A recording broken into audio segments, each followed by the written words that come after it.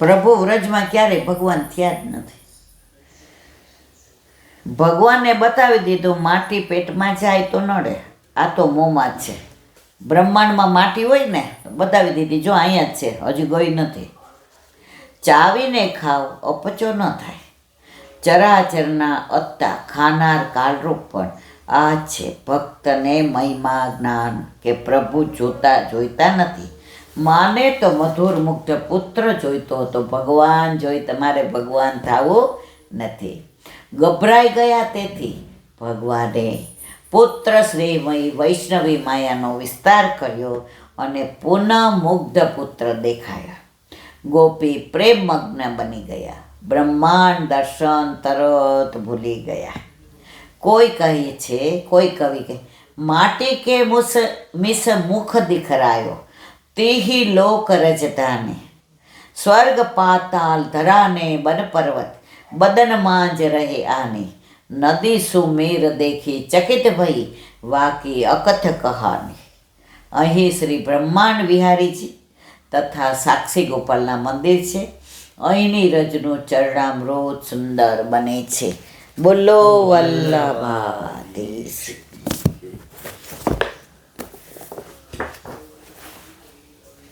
મધુરાષ્ટક સખ્ય મધુર વિવરણ. મધુરાધિપતિ શ્રી કૃષ્ણ પ્રભુનું જ્ઞાન, પાન, ભોજન, શયન, રૂપ અને તિલક બધું મધુર છે. શ્રી પ્રભુને રાસમાં સ્વમુખે વેણુ દ્વારા ગાયેલો, પોતે ગાયેલો, ભક્તોએ ગાયેલું, અષ્ટ સખાઓએ ગાયેલું પદ કીર્તન મધુર છે. ભગવાને ભક્ત માટે કરેલું ગાન, જેમ કે શ્રી ગીતાજી ભક્તો દ્વારા ભગવાન માટે થતા ગાન, ભજન શ્રુદાસજી, મીરાબાઈ, ભક્ત કવિ દયારામ, ભક્ત કવિ નરસિંહ મહેતા તેમજ અન્ય અષ્ટસખોના ગાન. પ્રીતમ એટલે કે પાન, શ્રી સ્વામીજીના અધરુષાનું પાન, ગોપ બાળકો સાથે ગભાણ કે ગોચારણ સમયે ગાયના દૂધનું પાન મધુર છે. પીળા રંગનું વસ્ત્ર, પીત વસન વનમાળી, ભુક્તમ એટલે ભોજન.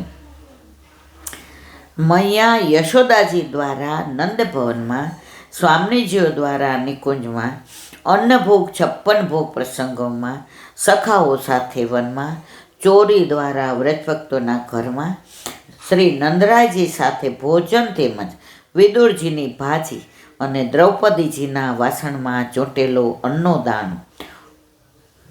અર્જુન ભક્ત મને પ્રેમથી પત્ર પુષ્પ ફળ જે ધરાવે તે હું ખાઉં છું, તે મધુર છે. સુપ્તમ એટલે શયન. નંદ ભવનમાં, નિકુંજમાં, કેલીસેનમાં, પલનામાં, સકળ વ્રજના સખાઓ સાથે, વનમાં પુષ્પથી સજેલી સૈયામાં, ભક્તના નિર્મળ ચિત્તમાં પોઢેલું મધુર છે. રૂપ પ્રત્યક્ષ સ્વરૂપ અને આજે પણ ચિત્રો છબીઓમાં જેના દર્શન થાય છે તે રૂપ મધુર છે. તિલકમ એટલે તિલક ભાવમાં કસ્તુરી, ગોરોચન, અષ્ટગન, ચંદર વગેરેથી કરેલું મોતી રત્ન જટિત દર્શનીય ઉર્ધ્વપિંડ તિલક મધુર છે. મધુરાધિપતિ શ્રી રાધાજીના સામનેજીનું સઘળું મધુર છે. બોલો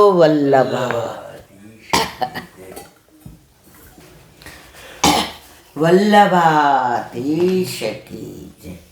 આપણે અત્યારે 53મું ચંદ્રાવળાનું અનુસંધાન કરીએ છીએ.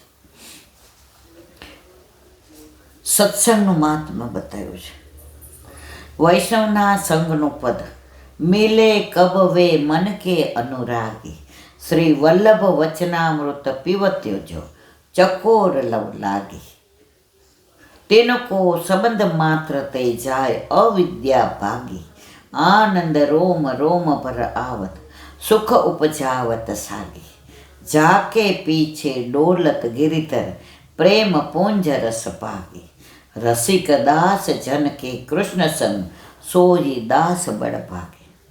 આવા મહાન ભગવતીઓના સંગથી અવિદ્યા દૂર થઈને પ્રભુની લીલા સ્મૃતિની પ્રાપ્તિ થાય. જો ભગવતીઓનો સંગ કરો ને તો સત્સંગ થાય, અને વંચકોનો સંગ કરો ને તો સત્સંગ જાય, દુસંગ લાગી જાય.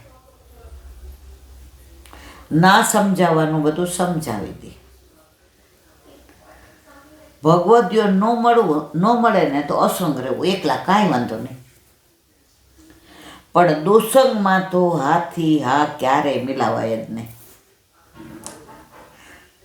જેટલા સામેવાળા ભાગીદાર છે એનાથી વધુ આપણે છે. આપણે 2 દી પહેલાં વાર્તા કરી હતી કે રાજાએ બ્રાહ્મણને જમાડ્યા તો ઓલી સમડીના મોઢામાંથી ને નાગ સર્પ પડ્યો અને 5 બ્રાહ્મણ મરી ગયા. હવે કોણ આમાં વાંક કોનો? એ કે પેન્ડિંગ રાખો. ત્યાં ઓલી પનિયારીને પૂછ્યું સંતોએ કે અહીંયા રાજાને મેલ ક્યાં છે? એ કે અરે તમારે મરવા જવું છે? અમારા રાજાએ તેવું દૂધ પાયું એટલે 5 મરી ગયા, હવે તમારો વારો. સ્વર્ગમાં નિર્ણય લઈ લીધો કે આ બધો વાંક આનો. પંચાયત કોણે કરી? પનિયારી. દોષ કોણે જોયા? પનિયારી. એણે કાંઈ નહોતું કર્યું છતાંય બધાય દોષ એના પડે. તો હંમેશા વંચકોથી દૂર રહેવું. મારા જીવનમાં એક તબક્કો એવો આવ્યો હતો, 1 વર્ષ હું હાવ એકલી પડી ગઈ હતી. હું જરાય ન મૂંઝાણે. મને મારા વલ્લભ ઉપર વિશ્વાસ હતો. હવે જો દુસંગમાં ભળી ગઈ હોત તો હતી ત્યાં ને ત્યાં જ. પણ વલ્લભ થકી પડે સર્વ સેલું, આસરો એક શ્રી વલ્લભાદેશ. દ્રઢઈ ન ચરણ ન કેરો ભરોસો, દ્રઢઈ બસ. ભગવાન કે ઘર દેર હે અંધેર નહીં હે. એ લાકડી કોઈને આપણી હાજરીમાં આપણા દેખતા નથી મારતો, પણ ખોટી રીતે આપણને મારી હોય તો એને જોઈ તો લે જ છે. એ આપણો અનુભવ છે. એવો મહાન ભાગ્યશાળી છે જેને પરમ ભગવતીનો સંગ મળે. ભક્તના સંગે રોમ રોમ લીલા સ્ફૂર્તિ આનંદથી છવાઈ જાય છે. આવા ભગવતીઓનો સંગ ક્યારે મળશે તેવી તીવ્ર ઈચ્છા પદમાં કરે છે. માટે જ કવિ કહે છે સેવો શ્રી કૃષ્ણ કૃપાળ. 53માં ચંદ્રાવળાને વિરામ આપ્યો. 54 લવહરી સંગીની સંગના, સુખની ક્ષમતા નહીં કોઈ. સ્વર્ગ તથા અપવર્ગનું સુખ પણ સમોવડ ન હોય. નવ હોય સમતા મોક્ષાનંદ, તો ક્યાં જન ઈચ્છિત સુખમંદ. અણ અનુભવીને આશ્ચર્ય થાય, પણ અણુસંદસ છે નહીં રાય. સેવો શ્રી કૃષ્ણ કૃપાળ. વિવેચન. આ કડીમાં સત્સંગનું મહત્મ રૂપ સમજાયું છે. પડવાર પણ ભગવત ભક્તના સંગની બરોબરી સ્વર્ગ અપવર્ગ મોક્ષ પણ નથી કરી શકતો. ત્યાં માનવ ઈચ્છિત સંસારી સુખની તો વાત જ શું કરવી. આ વસ્તુ અનુભવથી જાણી શકાય, અપનાવી શકાય, બીજાને આશ્ચર્ય થાય. પરંતુ રતિભાર પણ સંદેહ કરવાની જરૂર નથી. જેવો સંગ તેવી બુદ્ધિ, તેવું કર્મ અને તેવું ફળ. 2 ભાઈ હતા. હવે ઠાકોરજી પધરાવીને જતા હતા. રસ્તામાં રાજભોગનો સમય થયો એટલે નાના ભાઈએ મોટા ભાઈને કીધું, એ કે ભાઈ અહીંયા આપણે, એ કે હા. એટલે મોટાએ નાનાને કીધું જા કુવેત જળ ભર્યા, આ બધું ખાસા કરીને સામગ્રી જારે. ઓલો ગયો. હવે ઠાકોરજી માટે મથની ભરવી હતી એટલે 2-3 વાર કીધું મને ભર લેવા દો ને, મને ભર લેવા દો. હા ઉભર થોડી વાર, હા ઉભર થોડી વાર. અડધો કલાક પાછો આવ્યો. એ કે કાંઈ કે નથી, એ કે મારો વારો જ નથી આવતો. જેવો ભરવા જાવ ને એટલે બધા એમ કે થોડી વાર ઊભો રહે, થોડી વાર. મને નાનો માનીને કાઢી મૂકે છે. મોટો ભાઈ કે એમ જઈને 2 મિનિટમાં ભરીને પાછો આવ્યો. નાનો ભાઈ કે મોટા ભાઈ હું કર્યું? એ કે તાર કરતાં વધુ ગીરદી હતી. મેં કીધું હું અછૂત છું. જેવું અછૂત કીધું ને તરત મને ભરવા દીધું. નાના ભાઈ કે મોટા ભાઈ હું ગયો અડધો કલાક ત્યાં હું કાંઈ ખાધું હતું? એ કે હા, એક જણા ચણા વેચવા આવ્યા હતા ને તો એ દાદાની પાછળ વેચ્યા હતા. એના દાદા એ કે પેલો આનો વ્યાજ વટાવનો ધંધો કરતા હતા. કે હવે બરાબર મોટા ભાઈ આ જળ નહીં કામ આવે ઠાકોરજીને. અછૂતનું ઠાકોરજી કાંઈ લેતા. જેવું તમે અન્નને એટલે જ વલ્લભભાઈ કીધું છે કે બને ત્યાં સુધી સમર્પિત લેવું. હવે અત્યારે આ કોમ્પ્યુટર યુગમાં ઓલા અપડાઉન ના તે ને અહીંથી છે કે હવે નડિયાદ ને બરોડા ને પણ લેવું પડે તો કંઠીને ધરાવીને કે લેવું. બાકી જે વલ્લભે કીધું છે એ જ બધું અત્યારે થઈ ગયું છે. બોલો વલ્લભાધીશ.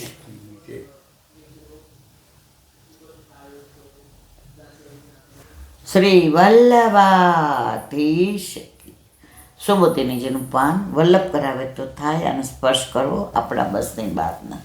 સુબોધિની રાજા કહે છે કે ધર્મ, હવે તારો એક પગ સત્ય પોતાને નિર્વત એત નિતરામ વર્તય સારી રીતે સાચવે છે. પ્રચાર ચેત પોતાનો પ્રચાર કરે. તેથી અધર્મ તારા તે પગને લઈ લેવાની. હવે એક પગે અધર્મને નથી રહેવા દેવો, એ લઈ લેવા ઈચ્છે છે. એટલે કે સત્યના મૂળ અથવા અંતઃકરણને અધર્મ ગ્રહણ કરવા ઈચ્છે છે. પણ અધર્મ ગ્રહણ કરવા ઈચ્છે એમાં કલીનો શો દોષ? ત્યાં કહે છે અધર્મોયમ કલી. અધર્મ જ કળિયુગ છે. પહેલાં તમે જો દીકરીઓ વહુઓ કેટલી મર્યાદા હતી. કપડાં પહેરવામાં, બોલવામાં, કોઈ આવે જાય. અમને યાદ નથી કોઈ દી અમે એવા ફ્રોક કે એવું પહેર્યું હોય એવું. પેલા મર્યાદાને જ માન આપવામાં આવતું હતું. આ પશ્ચિમી સંસ્કૃતિએ તો એવો કચ્ચર ઘાણ કાઢ્યો છે કે આજે આમ આપણી પાસે શબ્દો નથી. એટલે અધર્મ એ જ કળિયુગ છે. કાળ અનંત છે એટલે કાળનો છેડો નથી. તેમાં સતયુગ, ત્રેતાયુગ, દ્વાપરયુગ અને આ કળિયુગ છે એમ કહેવાય છે. તે કાળનો વિભાગ પાડનાર કોઈ પણ છે. કાળ કંઈ પોતાના વિભાગ પાડતો નથી. માટે ધર્મ અને અધર્મ કાળને જુદા પાડનાર છે. તેથી સતયુગ વગેરે એવો કાળનો વ્યવહાર થાય છે. તેમાં જેટલો કાળ કેવળ ધર્મ જુદો પડે તે સતયુગ કહેવાય અને જે અધર્મ જુદો પાડે તે કળિયુગ કહેવાય. અધર્મ થોડો અને ધર્મ વધારે એમ ઉભય ઉચ્છેદક હોય તે ત્રેતાયુગ કહેવાય અને બંને સરખે ભાગે ઉચ્છેદક હોય તેને દ્વાપરયુગ કહેવાય. એવી જ રીતે કાળનો વિભાગ કરનાર ધર્મ તથા અધર્મ છે. તેમાં અધર્મના સમૂહના પરિચ્છેદાનાર્થ કાળનું આગમન થાય ત્યારે તે અધર્મના અંશનું ઉલ્લંઘન કરીને આવે છે. એટલે અધર્મના અંશનો પ્રવેશ થાય છે. જેવી રીતે સંવત્સર રૂપ કાળ ફરે છે અને દરેકને પોતાની અંદર રાખે છે, એ જ પ્રમાણે યુગના વિભાગના સમયે પણ અધર્મના અંશનો પ્રવેશ થાય છે. શ્રુતિ કહે છે એ વૈ ચત્વારસ્તોમાં કૃતમ તત અર્થ એ પશ્ય કલિશ્ચ. જે 4 સ્તોમ છે તે સતયુગ છે અને જે 5 છે તે કળિયુગ છે. એમાં 4 સ્તોમાદિક, જ્યોતિષ્ટમ વગેરે યજ્ઞ છે તેનું સતયુગ તરીકેનું નિરૂપણ કરવામાં આવ્યું. તેથી સતયુગનું ધર્મમાં અવચકપણું છે અને તે સિવાયના પંચાત્મક જે કાળ છે તે કળિયુગમાં છે. અર્થાત સતયુગમાં જે જ્યોતિષ્ટાર્થ 4 યજ્ઞ કહ્યો છે એમાં અભાવરૂપ 4 અને એનાથી એક જુદો એમ 5 પ્રકાર છે. વેદમાં કહ્યું છે સમાનાંત્ય પંચ પુણ્યાને નખસ્ત્રાણી, સમાન દિવસના 5 પુણ્ય નક્ષત્રો છે. ત્યાં પ્રસંગથી એવો નિર્ણય કર્યો છે. એટલે દેવસ્ય સવિતુ પ્રાતઃ, અનુવાદમાં પ્રાતઃકાળ, સંગવકાળ, મધ્યાહ્ન, અપરાહ્ન અને સંધ્યાકાળ એમ 5 કાળ છે. અને સવિતા, મિત્ર, બૃહસ્પતિ, ભગ અને વરુણ એમ એમના ક્રમ અનુસાર અધિષ્ઠાતા દેવતા છે. માટે તે પુણ્યરૂપ છે.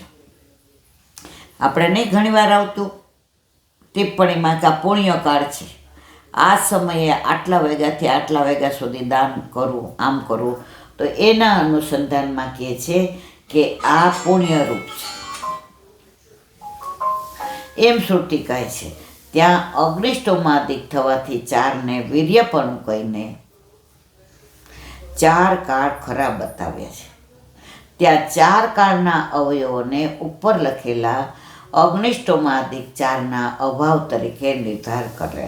માટે જેમ આકાશને જુદો પાડનાર ઘડો છે, તે ઘડામાં રહેલું આકાશ બતાવવા માટે જ ઘડો બતાવાય છે, તેમાં આકાશ ઘડાના અંદર અને બહાર રહેલું છે અને ઘડો વચમાં છે.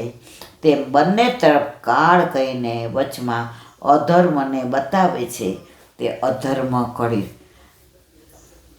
ઘડો હોય તો એટલામાં આકાશ આવે, પણ એ આકાશ નથી, તો આકાશનો એક ભાગ છે. હવે ઘડો તૂટી જાય તો એ પાછો આકાશ થઈ ગયો. એનું અનુસંધાન સમજાવે છે. ઉપરોક્ત શ્રુતિમાં સતયુગ અને કળયુગ બેનું જ નામ હોવાથી 2 જ યુગ છે એમ સિદ્ધ થાય છે. તેમાં દ્વાપર યુગમાં સત્યયુગની બરાબર કળયુગ હતો. તેથી 2 પગ ધર્મ અને 2 પગ અધર્મના હતા. તે ત્રેતાયુગમાં ધર્મના 3 પગ હતા અને અધર્મનો 1 પગ હતો. એટલે સતયુગ કરતાં કળયુગ હીન હતો. હાલમાં અધર્મના 3 પગ છે, એટલે કળયુગ ઉત્કૃષ્ટ છે. તેમાં પણ સદા અસત્યથી પોષણ પામેલા કળયુગ પોતાના દુશ્મન ધર્મના સત્યરૂપ 1 પગને પણ ગ્રહણ કરી લેવાય છે. કારણ કે શત્રુનો કોઈ પણ ભાગ રહેવા દેવો યોગ્ય નથી. માટે જ વેદમાં સતયુગ અને કળયુગ એમ 2 જ નામ છે. તેમાં સતયુગમાં શેષ ભાગ તેવા યુગ છે અને કળયુગનો અવિષ્ટ ભાગ દ્વાપર યુગ છે. આમ ધર્મના સ્વરૂપનું નિર્ણય કરે, પૃથ્વીના સ્વરૂપનું પણ જ્ઞાન થયું છે, તે હવે પ્રગટ કરે છે. બોલો વલ્લભાધીશ શ્રી વત અને મારા ગુરુદેવને દંડવત प्रणाम करूँ છું. चंद्र सरोवर पे सूरदास जी के द्वार पे मेरा दंडवत प्रणाम. सुरभि कुंड पे परमानंदास जी के द्वार पे मेरा दंडवत प्रणाम. जमुनावता पे संकर्षण कुंड पे कुंभनदास जी के द्वार पे मेरा दंडवत प्रणाम. बिरछू कुंड पे कृष्णदास जी के द्वार पे मेरा दंडवत प्रणाम. कदम खंडी पे गोविंद स्वामी के द्वार पे मेरा दंडवत प्रणाम. अप्सरा कुंड पे चित्त स्वामी के द्वार पे मेरा दंडवत प्रणाम. मानसी गंगा पे नंददास जी के द्वार पे मेरा दंडवत प्रणाम. रुद्र कुंड पे चत्रबुद्धास जी के द्वार पे मेरा दंडवत प्रणाम. વ્રજ વિલાસ વ્રજની ગોપિકાઓને મારા દંડવત પ્રણામ. હે વલ્લભ, સવારથી અત્યાર સુધી સેવા, સ્મરણ, સત્સંગ જે પણ તે કરાવ્યું તે ચરણારવિંદમાં સમર્પણ કરું છું. ભૂલ અપરાધ થઈ હોય તો ક્ષમા કરશો. બોલો વલ્લભાધીશ કી જય. દ્રઢઈન ચરણ કેરો ભરોસો, દ્રઢઈન ચરણ કેરો. શ્રી વલ્લભનક ચંદ્ર છટાબીન સબ જુગ માય અંધેરો ભરોસો, દ્રઢઈન ચરણ केरो. साधन और नहीं आ कली में जासो होया निवेरो सूर का कहे त्रिविध आंधरो विना मूल को चेरो भरोसो दृढ़ई न चरण दृढ़ई न चरण दृढ़ई न चरण केरो શ્રી વલ્લભા की जय। આજનો આ સત્સંગ મારા વલ્લભના ચરણારવિંદમાં સમર્પણ કરું છું. ભૂલ અપરાધ થઈ હોય તો ક્ષમા કરશો. આ મારા વલ્લભની વાણી અને ભૂલો એ મારી. બોલો વલ્લભાધીશ કી जय। બધાય વૈષ્ણવને જાજા કરીને જય શ્રી कृष्ण। જય શ્રી કૃષ્ણ.